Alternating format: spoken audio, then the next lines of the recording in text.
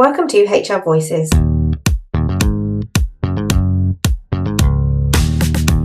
podcast for independent HR and people professionals and the businesses they support. HR Voices is brought to you by the expert team at HR Independence Limited.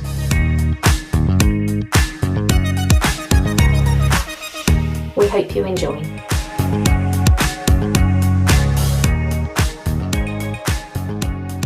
Hello, everyone, and welcome to another episode of HR Voices podcast.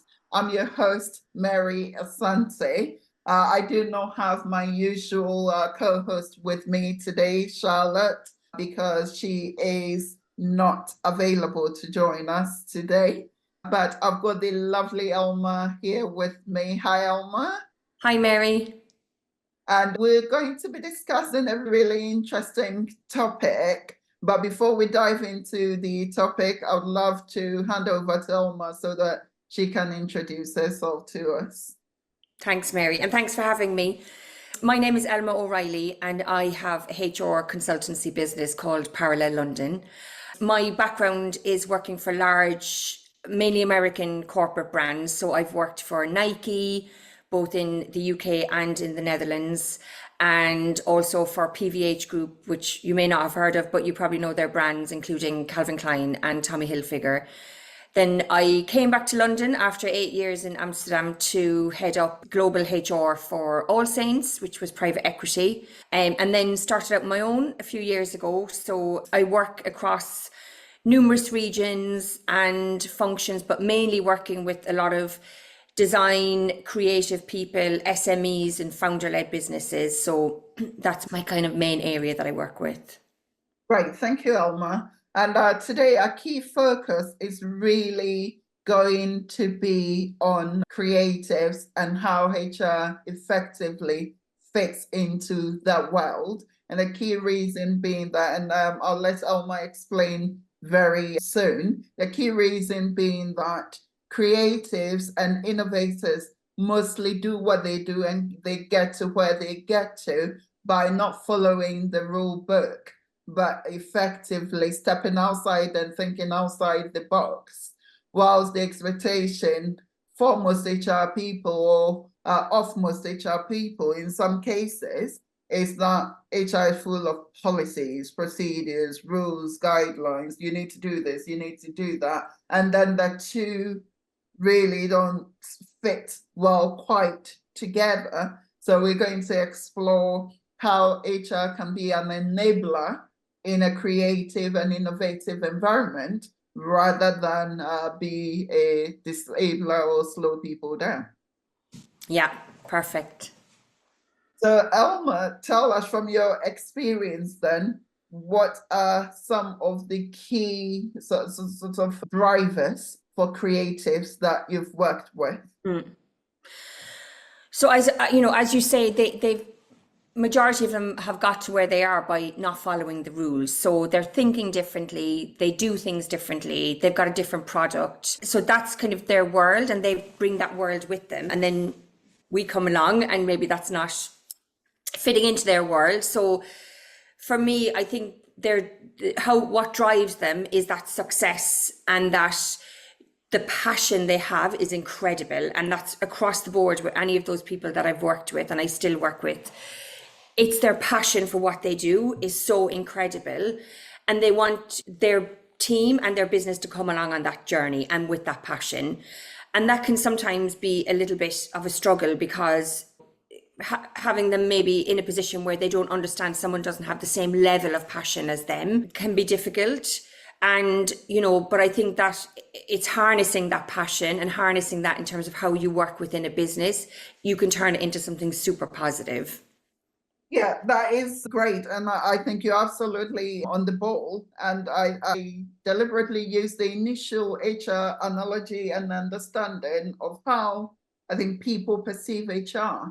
But I think the reality of HR, especially when we talk and think about the independent community, absolutely, themselves are entrepreneurs, they're business owners, etc. And so they have got that passion, they have got that creativity, and actually innovation and the zeal and the desire to do well and to enable their clients to also do well. So I really think we should be not painting HR in a different light, but we should be shedding some light on some of these wonderful skills that HR people have that I don't think receives enough recognition in industry. Absolutely. And I mean, I think HR is an industry and a function. You are constantly thinking of solutions. You know, this has happened. Okay, what can we do about it? What does good look like? What is a positive outcome? That's always, when I work with my clients, I'm always thinking, okay, what's best for everyone? And, I always say to my clients, yes, there is frustrations around legislation and all of those things, but I think it's kind of finding the right solution for you and your business, and how can you work in a way that is a positive outcome for everyone. And I do honestly believe there is a massive misconception around HR and what we do, because we are so solution orientated. That is primary, our role is to find a solution. Yeah. And we don't always have, the easiest or I suppose the more flexible sort of tools around us, in terms of we have to follow legislation. We don't have a choice in that. So we're sort of trying to find a solution with tools that don't always work. Like, we know there's frustrations around policies and legislation. Of course we do. We're in no point saying that they're all perfect, but I do believe that we are so solution orientated.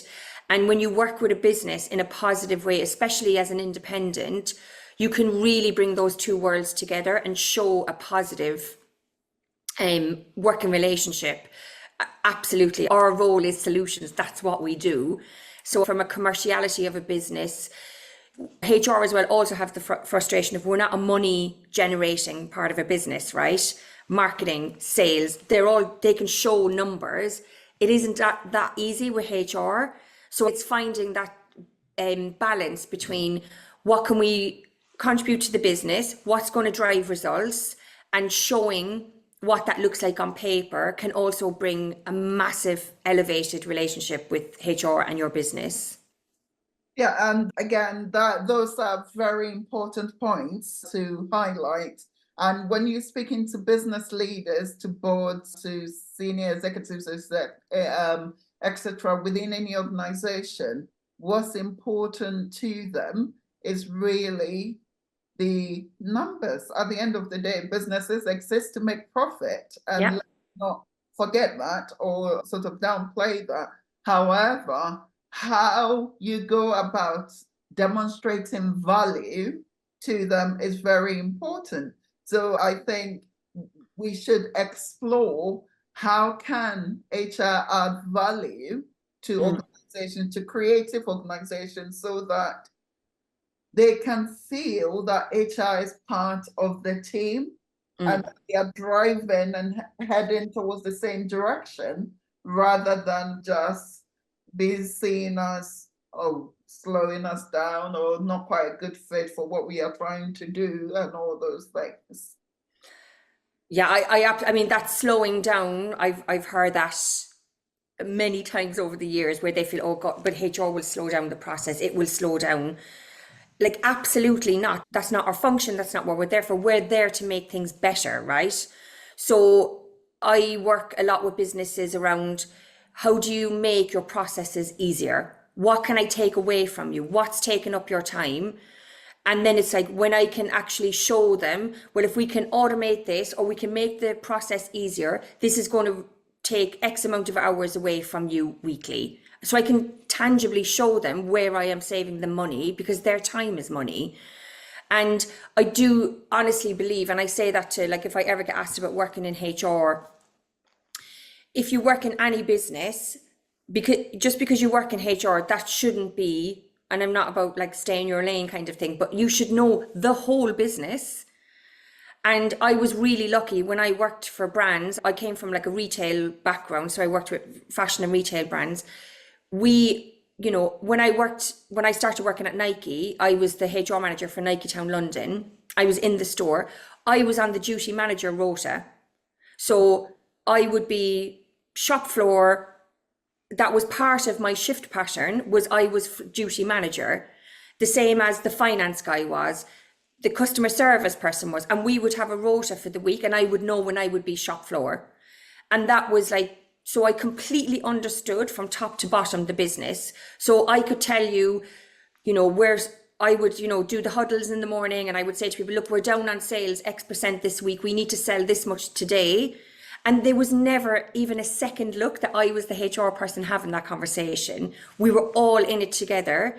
So when I work with businesses, I always ask them, your revenue, where are you year to date? What does the next 6 months look like? And I think sometimes there's like, oh, hang on, but you're the HR person. But I need to know the business to understand where I add value. Because if I start putting a strategy together that has no link to what their goals are, I'm not adding value. So, yeah. So I always ask them, well, what's your business plan? What's your strategy for the next 6 months? What does that look like? And then when I build a people strategy, I build it into that strategy so that it's not like we're creating a new handbook, which is important. But if that's not adding value, I need to be able to show where I'm adding value. And I'm not just like ticking boxes for the sake of it. So I always say to people, learn the whole business, learn what you do, where you are, sit in on sales meetings, sit in on like any town hall, anything like that, sit in on what you can get information on, because the more you know about the business, the better you'll be at your job. I would absolutely agree with that, in the sense that if you do understand the business that you are effectively supporting, then you'll be in a better place to align your strategy, your initiatives, etc., with the business goals and objectives and directions. And also you'll be able to implement meaningful things so that they're not existing in isolation. They are not things that, you're not going to get a buy-in because it's really not serving any purpose for anybody. And especially, like, I do a lot of fractional work where I'm, for one client, I'm a day a month, I'm their HR director. They don't need anything more than that. And I'm a day a week. So they don't see me that often. I don't have that same presence as I would if I was a permanent full-time employee. So when I am there, then I do need to understand what's going on, because I need to understand, okay, we've just gone through with a business, kind of looking at benchmarking in terms of salaries. They'd never had it before. So I've helped them look at, well, what do you look like? It's a very competitive market. So I've been helping them look at what do their salaries look like in comparison to the wider industry. And we, even like for me to be able to say, well, for example, a customer service team, for example, what are their KPIs? What are their targets? Have they reached them? Let's include that in terms of when we're looking at benchmarking and what we would compare to an external market. And I think, sometimes it's like, well, oh, wow, like she's asking lots of detailed questions about the business, but like I have to know that, because otherwise, as I say, I'm not adding value otherwise. I have to be part of that business, and I have to sit with a leadership team and have the same level of like gravitas and input that they have, because otherwise I'm never, as cliche as it is, I'm never going to be at the table. Otherwise I'm always going to be an outsider. So I have to be in it and in those conversations and adding as much value and contribution as everybody else is. And everybody, people will have specialties, of course they will. And I will always, sit and say, can you tell me a little bit more about your area? I need to know in detail. I always, when I work with a client, when I meet the leadership team, I always tell them, pretend I'm your granny and you're explaining to your granny what you do and what your team does. Like, break it down that simple for me so I get it from the start. And that's where I can add value, if they're feeling I'm contributing as much as everybody else. Otherwise, I'm kind of taking up a space that somebody else could. Yeah, otherwise you become a checklist, red tape type role where you are just going through the motion task and ticking off things, etc. But where value is actually added, and where HR value is added, is when you understand the organization or the departments, how they all fit together and how things kind of flow from this end of the business through to that end of the business. Yeah. There's several advantages to that, because even when it comes to the core of people issues and addressing them, understanding the business would help you make the right decisions, and also will help in order for you to be able to advise and support your client that's demonstrating your value to the business. And I think when you go to ask the questions, make sure that you are asking relevant questions that would give you relevant information. Rubbish in, rubbish out, right? Because if you just go and ask an irrelevant question and you get that may not be of any use to you, let alone help you add value to anything that you're offering your clients, right? Absolutely. So what sorts of questions should HR professionals be asking their creative clients when they initially engage with them? Yeah. So I think it's a really good point. And I think one thing I always do a lot of research, obviously, when I work with somebody into their own background and you know, obviously I would have met them and everything, but I do a lot of research into their own, where they've come from, how they got to where they are. What I do find is a lot of times when you're working with creative people, like normally mine are SMEs or startups, founder-led businesses, a lot of them have come from, you know, large companies, or they started in a large business and then they've gone out on their own and set up with their own idea, like whatever they've kind of been warming up inside them for all those years, and then they go out on their own and they have their own business. But like, if I give you an example, I worked with a client and she had come from Burberry. So in Burberry, like any amazing brand and business, they have a whole infrastructure around them. So there's somebody doing finance, there's a HR team, and so a lot of the kind of day-to-day stresses and struggles, like, they don't have to deal with, because there's a whole function and infrastructure around them managing that stuff, right? Then they go out on their own, and when I start working with them, I go through really the basics of, like, I never assume that what they have in place, because a lot of times you'll say, you know, I've gone into companies where nobody's had a contract. Oh, we trust people with this and that. And, you know, I had one time, which is still my favorite. He said, we shake hands on a vibe. And I was like, okay, a vibe isn't going to help you if you're hauled up in front of a tribunal. So, you know, a lot of times they just don't consider that infrastructure and then what they have to do. And also what happens is that they get so overwhelmed with having to manage this, what they would consider the admin side of the business. The amount of times a founder has said to me, I never thought this would take up so much of my time.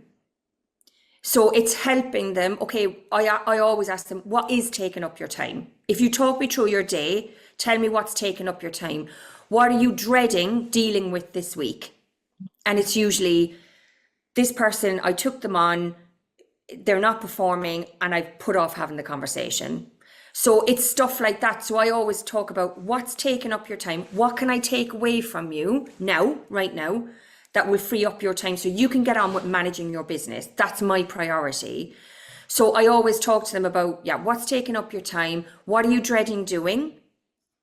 What are you putting on the back foot because you don't want to deal with?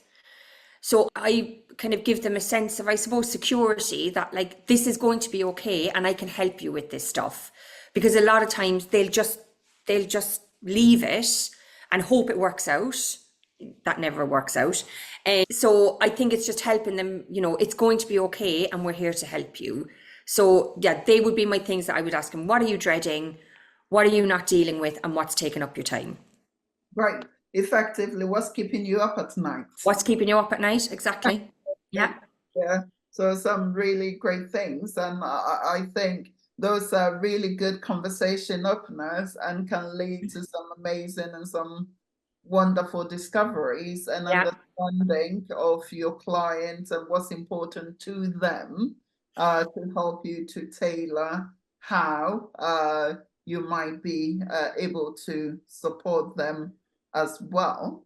And in that same vein, I think, what sort of mindset shift do HR professionals, practitioners, etc., need to be able to successfully work with creatives? Yeah, I mean, first of all, you really have to work on the trust, I would say. I've worked with creatives where I'm thinking of a creative director I worked with who was very adamant when I was assigned that area of the business to be the HR director.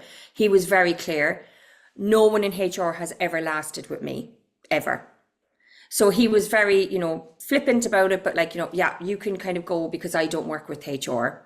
So I had to really work on that trust. And I was like, okay, fine, look, let's see how it goes. And, I really believe in building the relationship. Don't take it for granted. You're just going to walk in there going to like, oh my God, HR is here, amazing. Like that's not going to happen. So I think that might happen, but it might happen. Not for good reasons.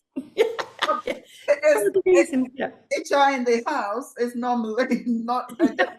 Yeah, I mean, we've all been at that Christmas party where the bar, everyone suddenly moves from the bar when the HR team comes in. But, so I do believe it's about building relationship, and it's about knowing what you can take away from them in terms of what's distracting them. I would also say as well, have humility, and there's no shame in letting them think that they found the answers. Absolutely none. So I think it's about finding those solutions. They can be very emotional to deal with. And in terms of, again, going back to that passion piece, they've built their business around their passion. So you also have to understand that it's almost like their baby. So, don't go in with the attitude of like, and I'm sure no HR professional would, but like, oh, I've come to fix things, or, I always say when I start working with them, like, don't worry about sharing, if I'll always do an audit and everything to go through what they have and what they don't have. And I always say to them, like, I've seen it all before. So people will be like, oh my God, our files aren't in order, or they're not in alphabetical, or we don't have any files. So I always say, like, don't worry, like, we've seen it all before. So I try to kind of see that this is a trusting relationship and we both have to work on it. And I also truly believe in setting down boundaries as well from the start about what I will do and what I won't do. I'm not going to have that difficult conversation for you. I will coach you through it and I will help you deal with it, but I've not come in to have that conversation. And I've had that happen so many times. It's like, yes, HR is here, they're going to talk to you. No, that's not how it's going to work. So I think as well I always set down the boundaries from the start about what I will do and what I won't do, and how I will help you and how this relationship will work. I'm a massive fan of the manual of me concept, telling people this is what I like, this is what I don't like. And I'm really upfront with people at the start. It's like, this is how I like to communicate. If you need to get me, just WhatsApp me, it's absolutely fine. I'm not a big fan of lengthy emails, so just get to the point. I lived in the Netherlands for 8 years, so the bluntness doesn't bother me one bit. So I think kind of just, again, setting boundaries for yourself, because if it's a situation where, they haven't had difficult conversations, they sometimes might expect you to come in and fix that. And for me, that's not what we're there for. And usually it's a case of we've seen it so many times, they've recruited a mate, or sometimes they're founder-led husband and wife, or partners or whatever. And like, I've seen them just dissolve awful situations. So I go in as well and I set boundaries around what I will do and what I won't do. And I'm really clear on that. And boundaries are very important, and it's very important, especially to HR consultants, that when you go in, I think the temptation for in-house, because a lot of people based on their background may be used to, oh, you go and fix it. But it's very important, I think, that to really make people understand, or to let people understand, that you are not there to do that work for them. You are there to guide them, to advise them, and to hold their hands through it, but not to do it for them. That is very important, because I think lots of, especially SMEs, the expectation is that, well, that's HR's job. No, actually, it's part of your job as a manager. It's part of your job as a leader to manage your people, to lead your people. And I'm supposed to give you the tools, the advice to enable you to do that effectively, not do it for you. Yeah, like I will say to people, like, think of me like a John Lewis or like a store. I'm the store. You come into the store and I'll have everything on the shelf for you. You decide what you want to take from the shelf, but I don't take your product home and use them for you. It's the same thing.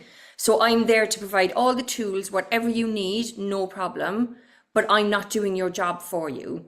So I do agree that I think sometimes when you're an independent and you're brought in, especially in a difficult situation, they kind of expect you to come in and do it for you. But, and it's, you know, I'm generalizing, but, you know, a lot of creatives having a difficult conversation is very tough. They don't like confrontation. There's sometimes, you know, we're all kind of mates here, and, you know, especially if I look at the design world, they're traveling a lot together. So they probably spend more time with their work colleagues than they do their family. You know, when I worked in fashion, you know, they're going to Hong Kong 4 or 5 times a year. They're out there for 2 weeks at a time.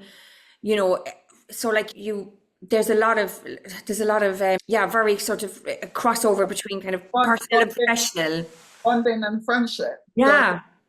And then when there's a breakdown, they find that really hard. Yeah.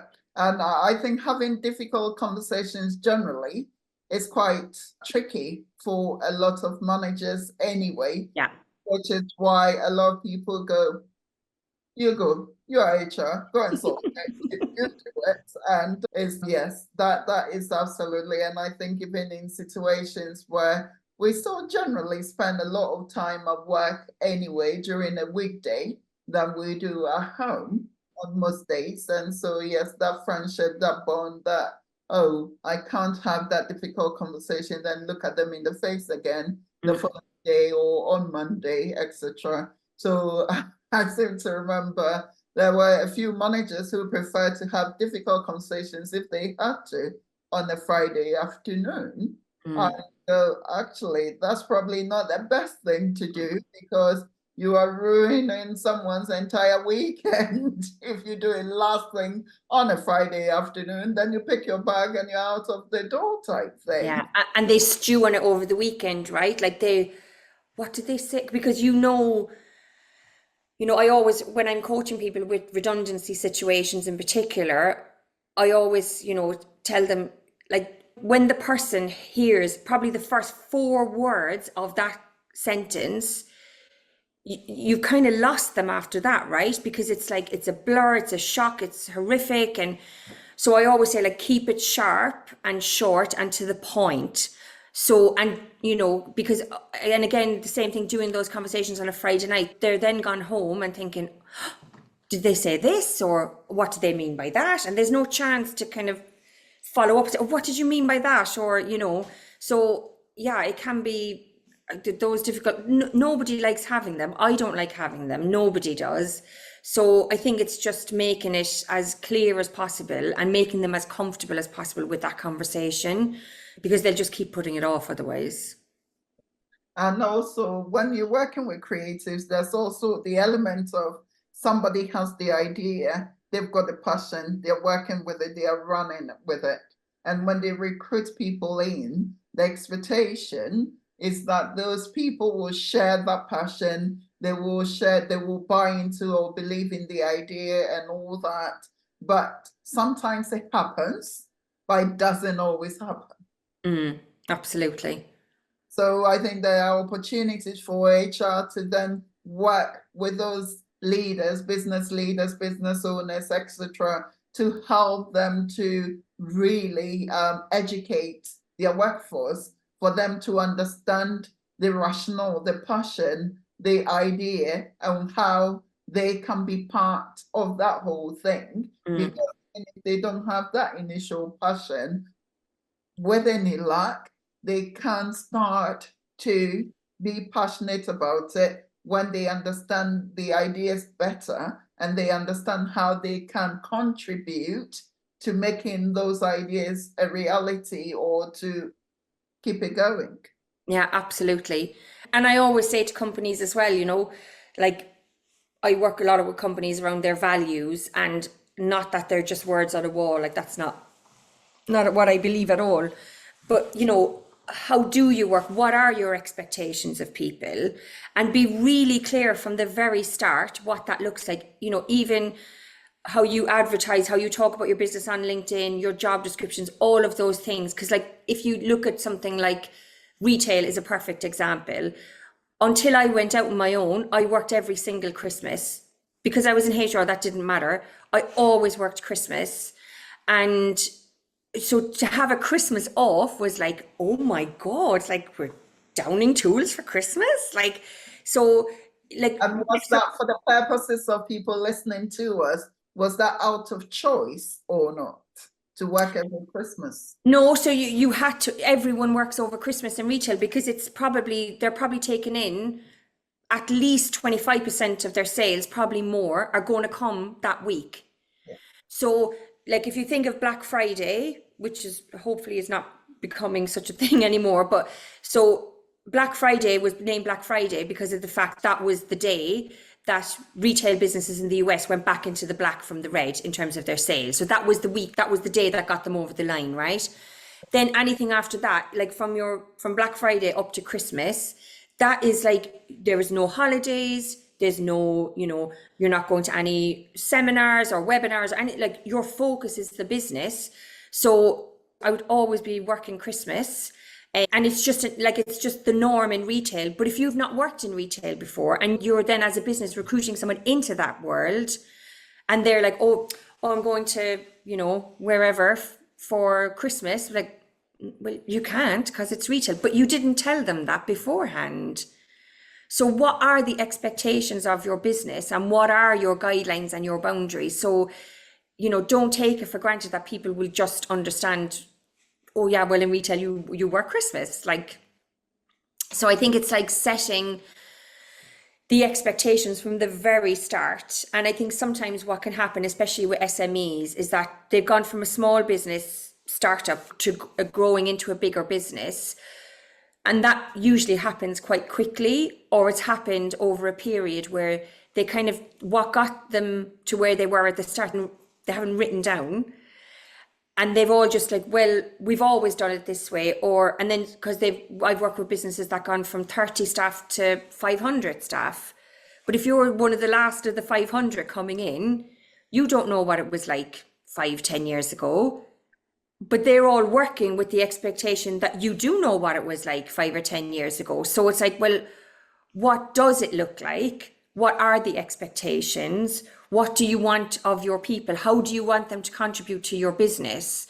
So I think sometimes I work with businesses where, like, they'll ring me and say, oh my God, we've now got, like, we started as 50. We started on a kitchen table. We're now 100. But actually people that are coming in, they're not acting in the way I would expect them to act. But have you told them how you would expect them to perform? Effectively, your rules of engagement. Yeah, absolutely. And I think there's also a point there that we need to highlight, which is when you are 5, the look and feel of your organization is very different. Everyone knows everybody and everyone understands everyone, etc. It's good to just go to somebody, even if you're working virtually, to address issues, etc. When you get to 30, it's probably still manageable-ish. We're still small enough to know each other. But when you get to about 100, the look and feel of that organization starts to change. The dynamic starts to change. And you find that even the core 5 or 30, if everyone is still there, your interactions will begin to change as well, because it's not just about you anymore. The people bringing in will almost certainly change the dynamics. So it's good in terms of organizational culture, practices, etc., to review from time to time. Absolutely. Whether things are still relevant, things still work, and whether they are still applicable.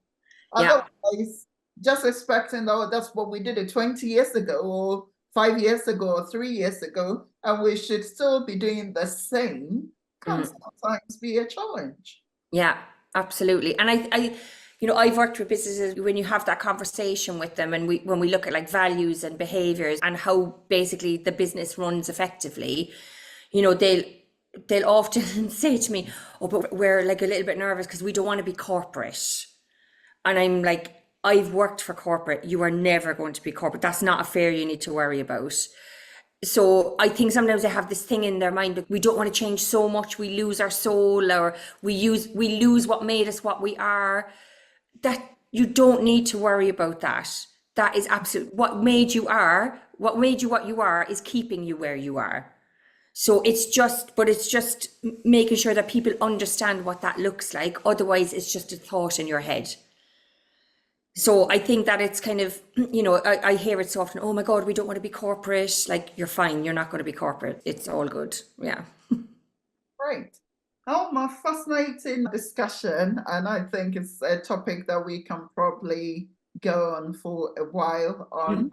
But we normally would like to finish with your top tips for getting it right. So what are the top tips that you would give creatives and HR professionals getting it right?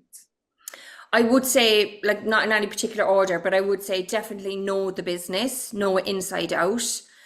Don't be afraid to ask questions about it. You really get to know what it looks like and what is the business, what's their functionality, what's their sales, all of those things, and see yourself as a true business partner. I think have the solution orientated way of thinking in your mind. So, there's a lot of talk about design thinking and innovative thinking and all that. To me, it's just about solutions. What are the solutions? What are positive solutions for the business that you can really add value? And I would say just have a lot of patience, because there's a lot of relationship building. There's a lot of talking. There's a lot of hand holding. But I think, it's such an amazing, I love working with creative people, regardless of what they do. Sometimes they're creating games or they're creating a fintech solution. I'm working with a client at the moment.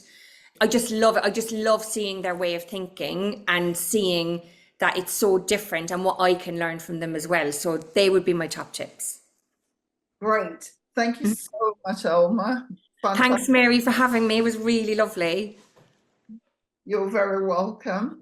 And thank you so much, everyone, for tuning in, for listening, and for watching this episode. If you have any questions as a result of the topic that we discussed, if you've got any questions at all, please do let us know.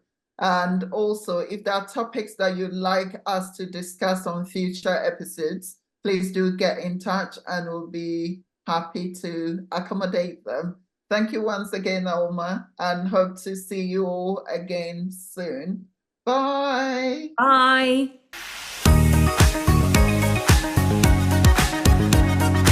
We hope you enjoyed this episode of HR Voices. If you have a topic you'd like us to cover or would like to be a guest, we'd love to hear from you. Connect with us on social media or email us at hrvoices@hrindependence.co.uk. Tune in next time.